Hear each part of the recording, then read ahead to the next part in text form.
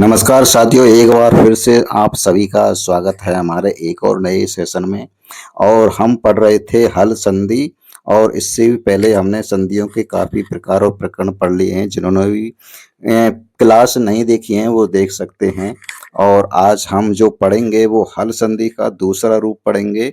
और इससे पहले हमने पढ़ी थी सचत्व संधि। हल संधि में पहले क्या पढ़ी थी? सचत्व संधि। तो आज हम पढ़ेंगे षट्त्व संधि। आज हम हल संधि का दूसरा रूप भेद पढ़ते हैं, षट्त्व संधि। तो चलिए समझते हैं आखिर षट्त्व संधि क्या है और इसको नियम क्या है। तो षट्त्व संधि का जो सूत्र है वो यहाँ पर दिया गया है, स्टू ना स्टू। क्या दिया गया है? स्टू ना स्टू। इसका मतलब क्या होता है स्टू ना स्टू का?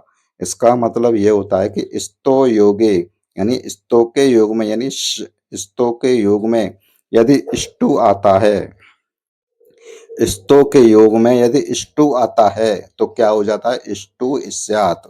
स्टू ही हो जाएगा। किसका हो जाएगा? स्तो का। स्तो का मतलब वहां पर यहाँ पर दिया गया है। स्तो का मतलब क्या है? सा का मतलब सा और स्तो का मतलब होता है तवर्ग के सभी वर्ण, तवर्ग के सभी पांचों वर्ण। इसी तरह से स्टू का मतलब क्या है? स्टू का मतलब जो पहला वाला सा है इसका तो अर्थ है सा, और टू का मतलब होता है टवर्ग के सभी वर्ण।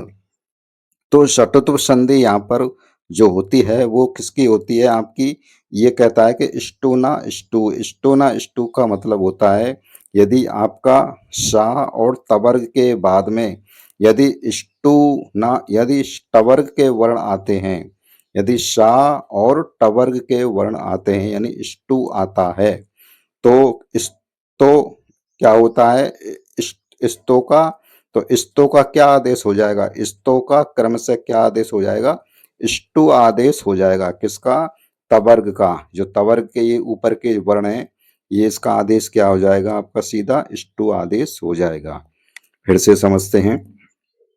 हल संधि है। हल संधि का दूसरा रूप है षट्त्व संधि। और षट्त्व संधि का सूत्र दिया है स्टू ना स्टू।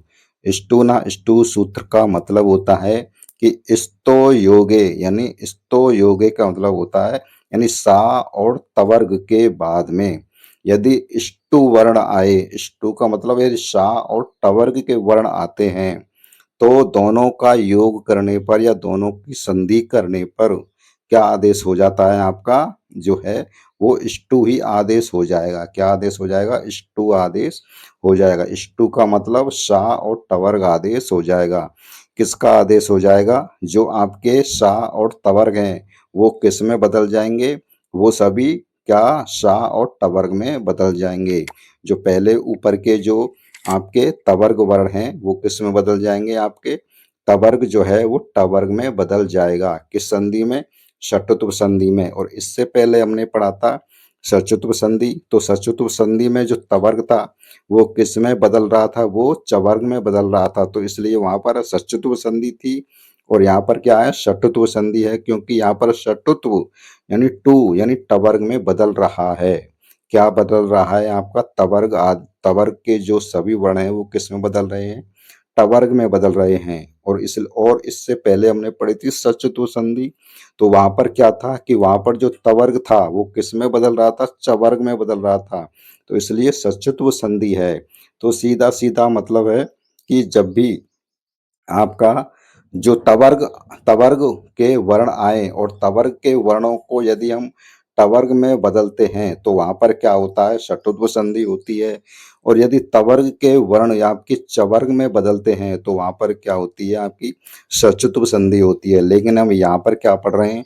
षट्त्व संधि पढ़ रहे हैं। तो इसलिए आपकी सचत्व संधि पहले पढ़ चुकी है और ये अब है जो षट्त्व संधि है। तो षट्त्व संधि में क्या बताया गया है कि जो आपका स्तो है, स्तो के जितने भी 6 वर्ण हैं यानी सा और तवर्ग के पांचों वर्ण हैं वो किस में बदल रहे हैं? टवर्ग में और सा में जो ये बदल रहे हैं। यानी क्रम रूप से बदलेंगे, ऐसे नहीं कि आपका इस सा का जो है ठा बन जाएगा, ऐसा नहीं बदलेगा। यानी सा का यानी प्रथम वर्ग का जो, जैसा प्रथम वर्ग है आपका तवर्ग का, तो टवर्ग का ही जो प्रथम वर्ण है वो ही चेंज होगा। यदि आपका तवर्ग का दूसरा वर्ण है तो तीसरा वर्ण है तो इसमें ठा में ही बदलेगा, यानी क्रमबद्ध तरीके से ही बदलेंगे, आगे पीछे चेंज नहीं होंगे। तो इसी तरह से ये षटुत्व संधि क्या कहती है, स्टोना स्टू सूत्र से, कि आपका जो स्तो यानी सा और तवर्ग के योग में यदि शटु यानी शा और टवर्ग आता है तो सा और तवर्ग का क्या आदेश होता है, आपका षटुत्व आदेश हो जाता है। षटुत्व आदेश हो जाता है। उदाहरण में देखते हैं, जैसे रामस, तो रामस और षष्ठ है, तो रामस यहाँ पर पहला पद है, दूसरा पद क्या है, षष्ठ है। तो रामस में जो सा है ये कौन सा सा है, ये आपका जो है ये आपका तवर्ग यानी स्तो वाला सा है, यानी स्तो के अंतर्गत आने वाला सा है। और आगे जो सा है वो कौन सा है, वो स्टू यानी स्टू के अंतर्गत आने वाला सा है। तो सूत्र क्या कहता है, स्टूना स्टू, सूत्र ये कहता है स्टूना स्टू, यदि आपका स्तो के योग में यदि स्टू आता है, स्तो के योग में यदि स्टू आता है तो ये सा जो है इस सा में बदल जाएगा। तो इस ये सा को किस में बदल देंगे, इस सा में बदल देंगे। रूप क्या बनेगा, रामस षष्ठ, रामस षष्ठ, इस तरह से बन जाएगा। इसी तरह से तत्व प्लस टी का आगे क्या है, टवर्ग का वर्ण है और इधर क्या है, आपके तवर्ग का वर्ण है। तो तवर्ग और टवर्ग, आगे टवर्ग है तो स्टोना स्टू सूत्र से जो ये आपका तवर्ग है वो किस में बदलेगा, टवर्ग में बदलेगा। तो रूप क्या बनेगा, तट, इस ता को टा में बदलेंगे तो तट टीका। इसी तरह से रामस, ये सा है और इधर क्या है, आपका टवर्ग का वर्ण है, तो सा है आपका तवर्ग का, ये स्तो का वर्ग है और ये आपका टवर्ग है। तो इसके लिए ये सा जो है किस में बदलेगा, आपका टवर्ग के सा में बदलेगा। जो स्टू का सा है उस सा में बदलेगा, यदि इस सा में, ये सा इस सा में बदलेगा। ये जो ता है वो इस टा में बदलेगा। ये था है ये ठा में बदलेगा। ये ता है ये डा में बदलेगा। ये धा है ये ढा में बदलेगा और ये ना है ये अणा में बदलेगा। तो तब क्या होगी, यहाँ पर षटुत्व संधि होगी। क्या होगी, षटुत्व संधि। तो इस सा को किस में बदलेंगे, आपका इस सा को इस सा में बदलेंगे तो रामस टीकते, रूप क्या बनेगा, रामस टीकते। तो इस तरह से यहाँ पर ये हल संधि है। और हल संधि का जो दूसरा रूप है ये कौन सी है, आपकी षटुत्व संधि है।